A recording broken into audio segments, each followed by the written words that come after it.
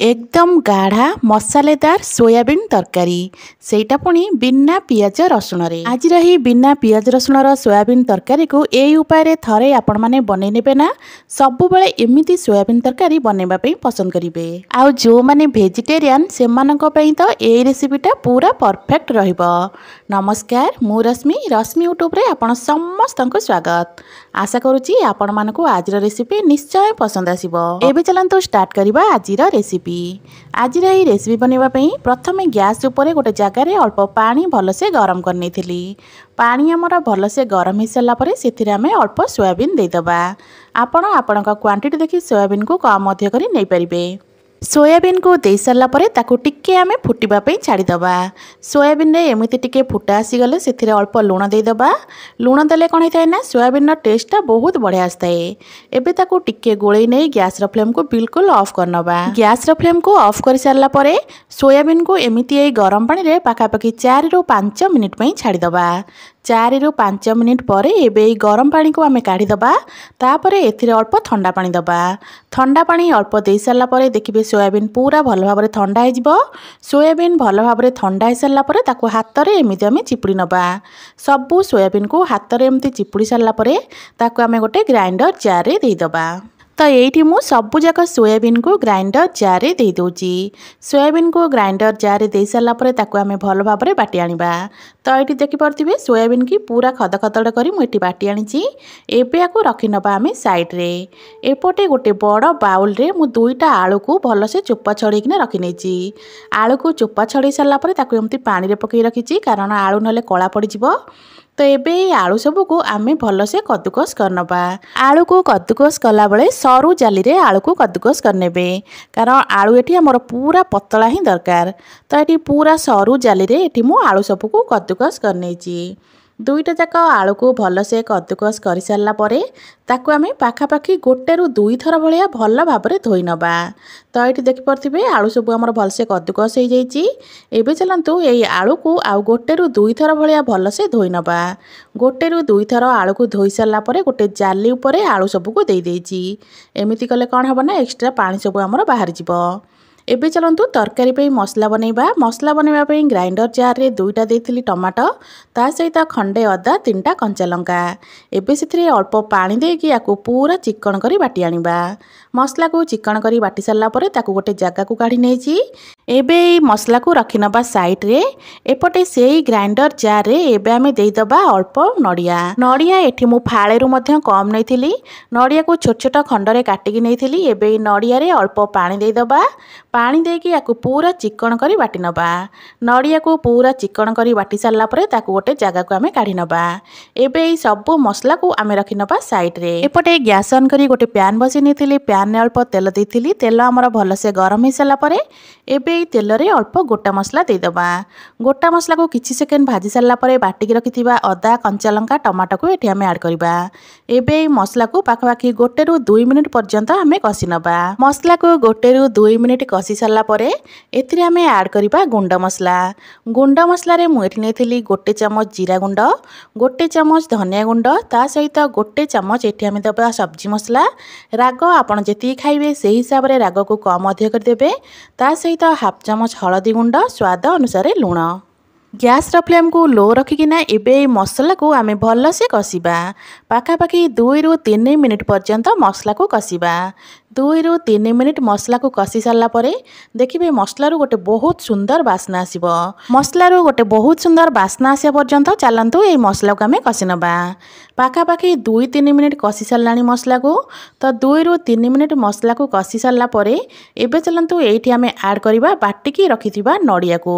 नड़िया को बाटी सारा पर नड़िया को चिपुड़ी ता रस एठी मु नै नथिली। नड़िया को बाटिकी ना मु एमिति ही नैथिली। जेहेतु एटा को आम बिना पियाज रसुण रे बनौचे तो एमिति बाटिकी देदेले कौन हम ना ग्रेवीटा टिके आमर बहलिया बनिबो।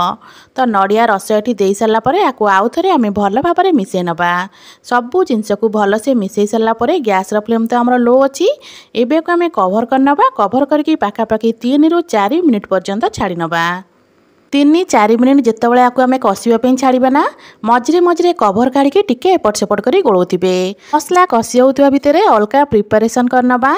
एपटे गोटे बड़ बाउल नहीं जाइए बाउल रे आम देदेबा बाटिकी रखिथिबा सोयाबीन को ता सहित एटी आम ऐड करवा आलू। तो आलू को जो कद्दुकस कर रखी ना आलू पूरा पानी छाड़ी जाइए तो ये आलू को देदेबा। आलू आ सोयाबीन को दे सारा पर अल्प किसी मसला ये ऐड करवा। मसलार नहीं 1/2 चामच लंका गुंड 1/2 चामच हलदी गुंड ता सहित स्वाद अनुसार लुण 1/2 चामच रु कम देती जीरा गुंड 1/2 चामच रु कम देती धनिया गुंड ता सहित ढेर सारा दबा धनिया पत्र सबू मसला को दे सारा पर आपको आम प्रथम हाथ में भल भाव चकुड़ी नवा। एठी मु कही रखुची जदि आपण मानकु आज रेसिपी भल लगे वीडियो को लाइक करिवे शेयर करिवे। जदि आपण माने मो चैनल ने नुआ अछंती ताले प्लीज चैनल को सब्सक्राइब निश्चय करनेबे। तो ये देखि पारुथिबे सबू मसला सहित सोयाबीन आलू को मु भल से मिसई नीची सबू जिनस को एमिति भल भाव में आम मिसई सारा परे तो ये आम ऐड करवा बाइंडिंग पाई बेसन। तो ये देखि पारुथिबे सबू जिनस भल से मिसी जाइए तो बाइंडिंग पाई बेसन दबा। प्रथमे अल्प बेसन देबे ताकू भल से चकुटी सारा पर जदि आमको आउ बेसन दरकार पड़े ताहले आम बेसन ऐड करवा। तो ये प्रथमे अल्प बेसन देकी आपको मु भल से गोलाउची भल से आपको आम गोल सारा पर यही चकटारू अल्प हाथ में नवा पूरा टिक्की आम जमी बनाती ना आलू टिक्की से टाइप गोटे टिक्कीर सेप देवाक चेष्टा करवा। तो ये देखिपे यहाँ आम भांगी जाने एते आउ अल्प बेसन आमर आड हम। तो ये चलतु आउ अल्प बेसन देदेबा बेसन देकी आपको भल भाव में आम मिसईदेबा सबू जिनस को भल से चकुड़ी सारा पर एबे चलतु आम टिक्की बनइबा। मुझे गोटे टिक्की आपण मानकु बनैकी देखुची देखंतु। तो अल्प बेसन दे सारा पर टिक्कीर सेपटा केते सुंदर आसीबो ये देखिपे। तो ये देखिपे केते बढ़िया भाव में आमर ये टिक्की बनी जाउची। तो एबे आमर एटे आउ बेसन बिल्कुल भी आवश्यकता नहीं। तो एबे चलतु सेम प्रोसेस रे अल्प अल्प ये चकटारू नैकिना आम छोट छोट टिक्की सब बनै नबा। प्रथमे ये चकटारू अल्प हाथ में नबा ताकू प्रथमे भल भाव में पूरा गोल कर नबा। भल से गोल कर सारा पर ताकू हाथ में एमती टिके टिके चापी नेबे जेमिति आम आलू टिक्की बनाती बस सेई टाइप रो एमिति ही टिक्की आम बनइबा। तो ये देखिपे प्रथम टिक्की आमर बनिकी पूरा रेडी। एबे चलतु सेम प्रोसेस रे सबू जाक ये टिक्की मु बनै नौची सबू जाक टिक्की को बनै सारा पर एबे चलतु गैस ऑन करी गैस उपर गोटे पैन बसई नबा। पैन ने पाखापाखि 3 ରୁ 4 चामच परिका तेल देदेबा। तेल आमर भल भाव में गरम हो सारा पर बनैकी रखिथिबा टिक्की सबको एबे गरम तेल रे देदेबा ताकू पाखापाखि 3-4 मिनिट पर्यंत एपट सेपट करी भाजी नबा बा से पर्यंत आपको आम भाजीबा जे पर्यंत पूरा टिक्कीर कलर गोल्डन ब्राउन कलर न होइची। गैस रो फ्लेम को यही जगह मीडियम ही रखिथिबे। गैस रो फ्लेम हाई करनेले कौन हम ऊपर तो आमर पूरा गोल्डन ब्राउन कलर हो किंतु भितर भल भाव में सीझी नथिबो। तो मीडियम फ्लेम रे याकू पाखापाखि 3 ରୁ 4 मिनिट पर्यंत एपट सेपट करी आमे भाजीबा। 3-4 मिनिट एपट सेपट करी भाजी सारा पर तो ये कलर देखिपे केते सुंदर आसी जाइए। आउ ये टिक्की आमर बनिकी पूरा रेडी। एबे चलतु टिक्की सबको आम गोटे प्लेट को काढ़ी नबा। एपटे मसला आमर पूरा सुंदर भाव में कषि गलानी। तो ये देखिपे मसलार कलरटा केते मस्त आसी। एबे चलतु ये मसलार अल्प कस्तूरी मेथी को हाथ में एमती मकचिकिना देदेबा। कस्तूरी मेथी को दे सारा पर मसला सहित कस्तूरी मेथी को भल से टिके मिसई नबा। सोयाबीन ये बिना पियाज रसुणर तरकारी को आपण माने थरे ओषा व्रत दिन मानकरे निहाती ट्राए करंतु। देखिबे सोयाबीन ये तरकारीटा आपण मानकु बहुत ही पसंद आसीबो। तो मसला ये आमर भल भाव में कषि गलानी। तो ये चलतु एथिरे आमे पानी ऐड करबा। आज ये तरकारी रे आपण जेतिकी झोल रखिबा पई चाहुथिबे ताठू टिके अधिक पानी ऐड करिवे कारण आम टिक्की रे बेसन यूज करछे आ बेसन आमर पानी को सोक करिवो। तो ये मुझे गोटे ताटिया 2 ताटिया हम पानी देइथिली। एबे आम कभर करनबा तरकारी को भल भाव में फुटेबा। पाखापाखि 3-4 मिनिट तरकारी आमर फुटी सारा पर एठी मु कभर काढ़ी नेची। तो ये देखिपे तरकारी कलरटा केते सुंदर देखा जाउची। तो एबे चलतु ये तरकारी रे आम बनैकी रखिथिबा सोया टिक्की सबको ऐड करनबा। तो ये मुझे सब जाक टिक्की को दे दउची। टिक्की को दे सारा पर गैस रो फ्लेम को ये बिल्कुल लो करनबा। लो फ्लेम रे याकू पाखापाखि 5 ରୁ 7 मिनिट पर्यंत छाड़िबा भल भाव में सीझिबा पई। 5 ରୁ 7 मिनिट पर एबे चलतु कभर काढ़िबा। ଏଇଠି ଆପଣମାନେ ଦେଖିପାରୁଥିବେ ମୁଁ ଯେତିକି ପାଣି ଦେଇଥିଲି ପାଣି ଆମର କେତେ କମି ଯାଇଛି। ତ ବେସନ ଆମର ପାଣିକୁ ଶୋକ ନେଇଛି। ତ ଏବେ ଆମର ତରକାରୀ ତ ଏଠି ପୁରା ରେଡ଼ି ହେଇଗଲାଣି। ଦେଖିବା ପାଇଁ କେତେ ସୁନ୍ଦର ଲାଗୁଛି ସୋୟା ଟିକିର ଏଇ ରେସିପି ଦେଖିକିନା ଆପଣମାନେ ଜାଣିପାରୁଥିବେ। ତ ଉପରେ ଅଳ୍ପ ଧନିଆ ପତ୍ର ଦେଇଦେବା।